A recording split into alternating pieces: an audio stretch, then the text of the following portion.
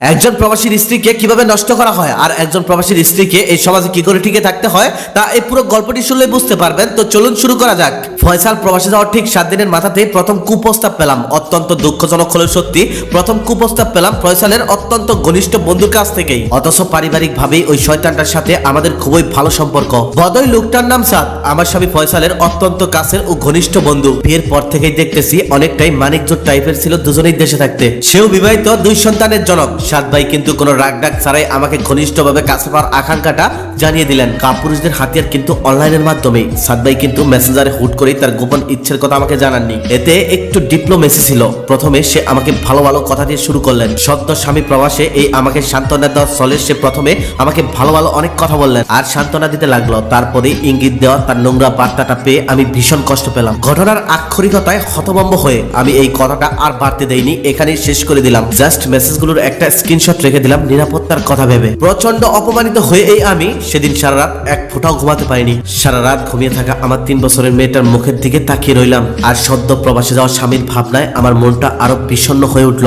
মনে মনে ভাবলাম সামনে সম্ভাব্য দুর্বিষহ একটি জীবন পাড়ি দিতে হবে আমার এই মেয়েকে নিয়েই। বাংলাদেশে আমরা মেয়েরা যে পুরুষ অভিভাবক ছাড়া সত্যি অসহায়, তার স্বামী প্রবাসে যাওয়ার 7 দিন পরে আমি হারে হারে টের পেলাম। আমার কখনো ইচ্ছে ছিল না স্বামীকে প্রবাসে পাঠানোর, কিন্তু বাংলাদেশে যে অবস্থা, এই অবস্থায় সংসার চালানো কঠিন। একটি মেয়ে হয়েছে, এই মেয়ের ভবিষ্যতের কথা চিন্তা করে প্রবাসে যাওয়ার সিদ্ধান্ত নেয় ফয়সাল। ফয়সালের সাথে আমার অ্যারেঞ্জ ম্যারেজ হলেও বিয়ের অল্প দিনের মধ্যে আমাদের আন্ডারস্ট্যান্ডিংটা খুবই সুন্দরভাবে গড়ে উঠেছে। ফয়সাল আমার চাইতে 10 বছরের বড় হলেও বয়সের ব্যবধানটা ও আমাকে কখনোই বুঝতে দেয়নি। তাই তো সব মিলিয়ে বিয়ের পরই আমাদের প্রেম খেলাটা খুবই ভালোভাবেই জমে উঠেছে। বিয়ের 2 বছরের মাথাতেই আমাদের একমাত্র মেয়ে নোরার জন্ম। সন্তান হওয়ার পরেও আমাদের প্রেমে কোনো ভাটা পড়েনি। বন্ধু প্রিয় ছিল ফয়সাল। দেশে থাকতে বন্ধু বান্ধব আর পরিবার নিয়ে সবসময় মেতে থাকতো। আমি যতটা ঘরকুড়ো বা অসামাজিক, ফয়সাল ঠিক তার বিপরীত। তাই তো সামাজিক সকল অনুষ্ঠানে ওর উপস্থিতির মাধ্যমে ওর বন্ধু বান্ধবের সাথেও আমার পরিচয় হওয়ার সুযোগটা হয়েছিল। ফয়সাল প্রবাসী যাওয়ার পর থেকে সবাই আমাকে সান্ত্বনা ও সহযোগিতার হাত বাড়ালেও কারো কারো চাম্বুক চরিত্রটাকে আবিষ্কার করলাম অবাক হয়ে। এই লোকগুলো আসলে বহুরূপী। ফয়সাল বাড়িতে থাকতে এরা যখন বাড়িতে আসতো তখন কখনোই এরা আমার দিকে খারাপ দৃষ্টিতে তাকাতো না, কিন্তু ফয়সাল প্রবাসী যাওয়ার পর থেকে ভালো মানুষের মুখোশধারী এই কুৎসিত লোকগুলোর আসল চরিত্র দেখতে পারলাম। হঠাৎ করে এদের ব্যবহারের পরিবর্তন ও কুৎসিত রূপ দেখে আমি রীতিমতো হতবাক ও আতঙ্কিত হয়ে গেলাম। ফয়সাল বাইরে যাওয়ার পর থেকে চোখের সামনে কিছু লোকদেরকে শকুন হয়ে যেতে দেখলাম। আমি দেখতে আকর্ষিয়া, এটার থেকে আমি একা থাকি, এটাই যেন তাদেরকে আরো বেশি সাহসী করে তোলে। ফয়সালের আরেক বন্ধু তারেক ভাই, যাকে বিপদের সময় অনেক সাহায্য করেছে ফয়সাল, সেও গোপনে আমার সাথে সম্পর্ক রাখতে চায়। একটা সময় পর তার কারণে অকারণে পাঠানো ফোন আর মেসেজ আমাকে একদম বিরক্ত করে তোলে।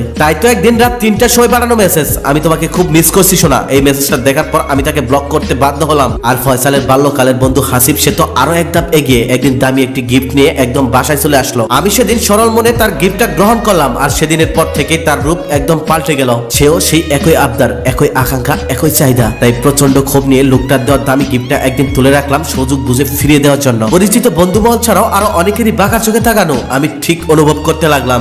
সম্পর্কে মিলে না এরকম অনেক লোক সুযোগ পেলেই নাম্বার চেয়ে বসতো। মেসেঞ্জার, ইমো, হোয়াটসঅ্যাপ সুযোগ পেলেই সেখানে যৌন হয়রানি করার চেষ্টা করতো। এরকম কিছু নির্লজ্জ বেয়া লেবাসদারি ভদ্রবেশীদের অত্যাচারিতে আমি রীতিমতো অত্যাচারিত হয়ে উঠলাম। এই প্রবলেম শুধু আমার নয়, এই প্রবলেমে রয়েছে কম বেশি বাংলাদেশের প্রত্যেকটা প্রবাসীর স্ত্রী। মেয়েরা এগুলো কারো কাছে লজ্জায় বলতে চায় না, এমনকি স্বামীর কাছেও না। তবে একজন প্রবাসীর স্ত্রী জানে আশেপাশের অনেকেরই চরিত্র।